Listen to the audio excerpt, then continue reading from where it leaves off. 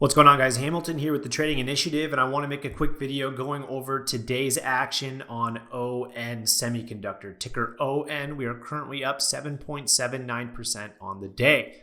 We've been talking about ON within the Trading Initiative for at least 7 days, maybe 10 days.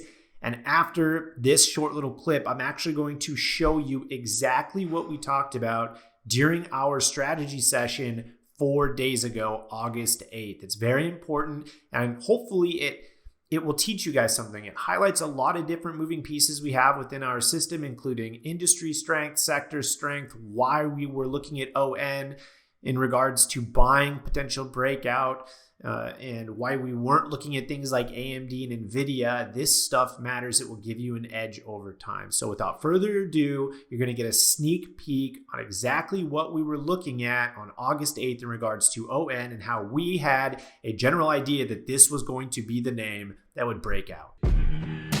Could have been on Wall Street. Should have been on a ball team. Could give a fuck about y'all team, cause I don't really feel none of y'all. Morphine, Wall Street. Okay, let's move to, I wanted to go over Semiconductor ON really quick because we talked at ad nauseum on this at the end of the session. So the end phase play that we didn't end up taking, Ian took it, but he's completely out of it at this point. It was a huge win for Ian. He's not in it anymore. End phase is continuing to press into all-time highs.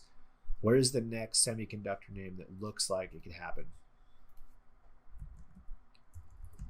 It's ON, right? So I want to paint the picture really quick.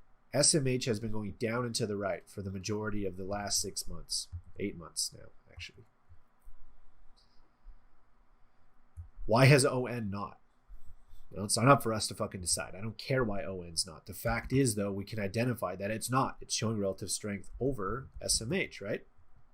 Matter of fact, if I had a gun to your head and I said, which one do you want to buy right now? The SMH ETF or ON? You would say, well, Hammy, let me look at one chart and one chart only, and boom, it's up and to the right. ON, relative strength over semis, since literally the middle of last year has been, check this out. ON is, zoom out a little farther, ON has absolutely killed it against the semi market, in particular, AMD, NVIDIA, everything since March of 2020. ON is killing it.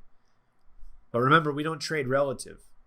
We don't get paid based off of relationships, unless it's against the dollar, which this is not. So the point is, ON, if we want exposure into semiconductors, ON is going to be one of the strongest names that's not already broken out and above certain risk levels.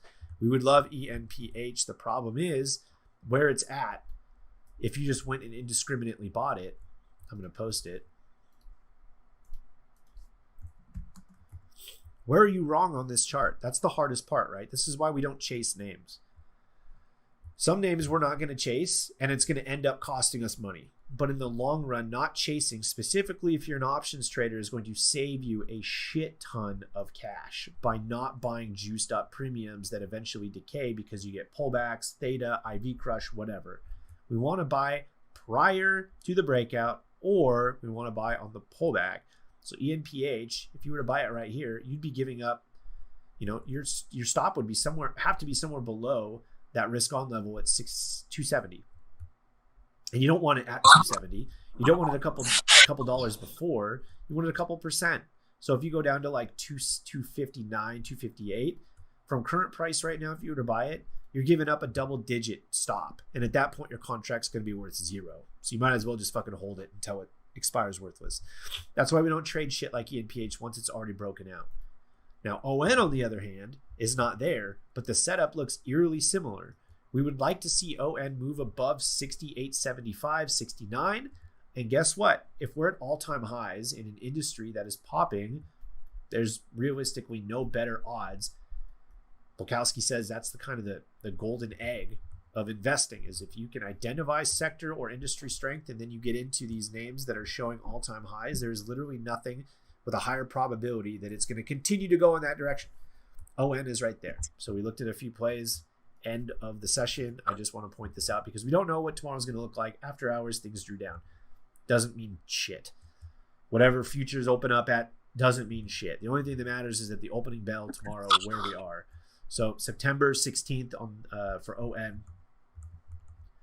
If we're looking at the 1.618 fib is going to be 83.44, and that's pretty far away. I'm not going to lie. That's a 20 to 21% move off of this horizontal level break. You don't want to be trading the Septembers if there's a 20% price target on an ADR of 4.5. Don't do that. That's not enough time. So you have a decision to make. You can either choose the $84 to $85 area as a price target and go out to the Octobers, which is totally fine. The IV here is 51. That's what I care most about. 51.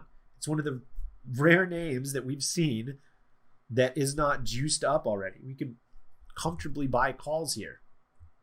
IV ranks only 35. We can comfortably buy straight calls here. We do not need to manage the risk via a call debit spread because of IV crush or anything, and they're not that expensive. If you were to buy Septembers, I would probably buy the 75s. That's right smack dab in the middle of the price target and off of a $70 pivot. Generally speaking, you get to all-time high. You see people rush to buy it because it's at an all-time high. You get headlines and everything. The $75 calls are going for $1.42 right now. $1.42 with a delta of 0.24 and a 51 IV in an individual company that is at an all-time high in an industry that is popping off.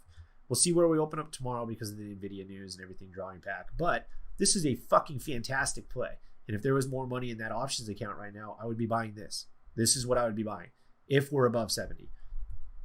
If you don't feel comfortable with the Septembers, the October 21st expiry opens the door for the 75, the 80, or the 85, depending on where you want to go with this.